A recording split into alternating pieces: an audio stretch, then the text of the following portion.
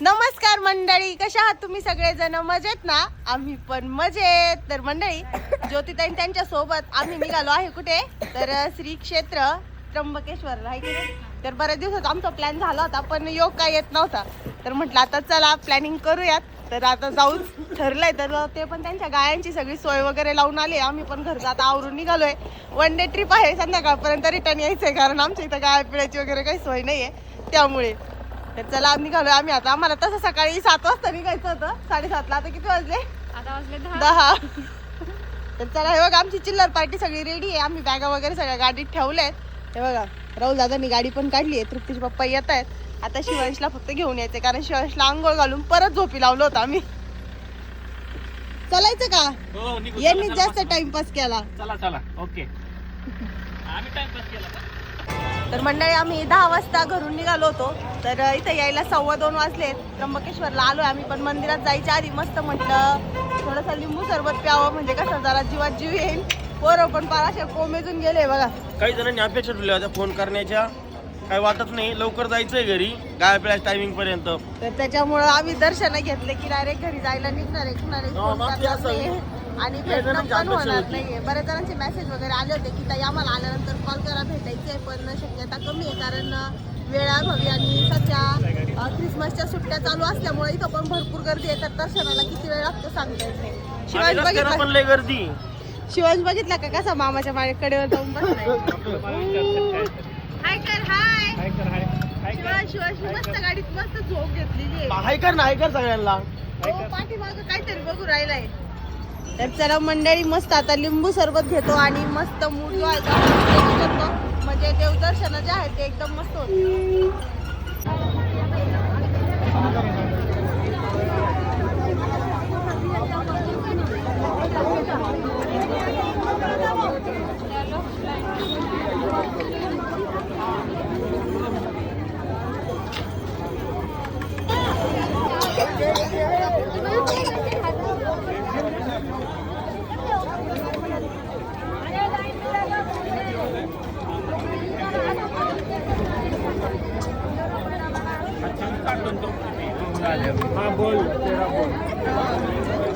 ओम नमः शिवाय.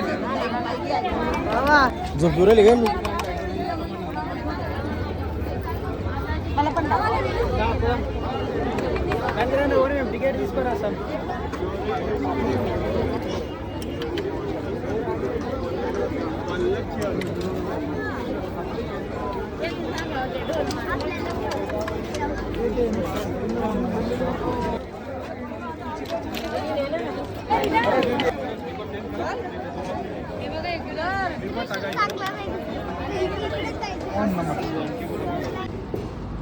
दादू काय करतोय? दादू मिसळ पावातला पाव खातो. दादू कोण पाव खात? ए ज्योतिताईला आवडली का मिसळ? आवडली ना? एक तर जाताना पासून चालू होतं आम्हाला मिसळ खायची. त्यांनी माझा मिसळचा व्हिडिओ बघितला, आम्हाला मिसळ खायची.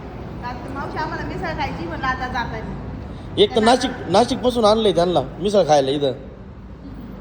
मिसळ एकदम भारी बरं का. हे मंडळी आमचं आहे ना, हे जेवण आहे बरं का आता सकाळचं. सकाळचं बरं चेंज झालं असं ना. 5:30 वाजता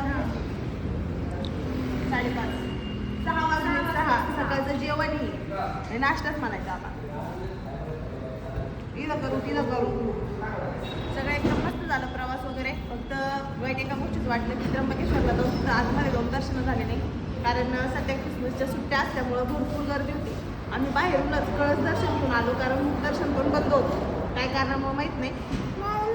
तेवढ्याच गोष्टीची खंत राहिली. एवढ्या लांब जाऊन दर्शन झालं पण आम्ही बाहेरच लाईव्ह दर्शन घेतलं, भारी वाटलं.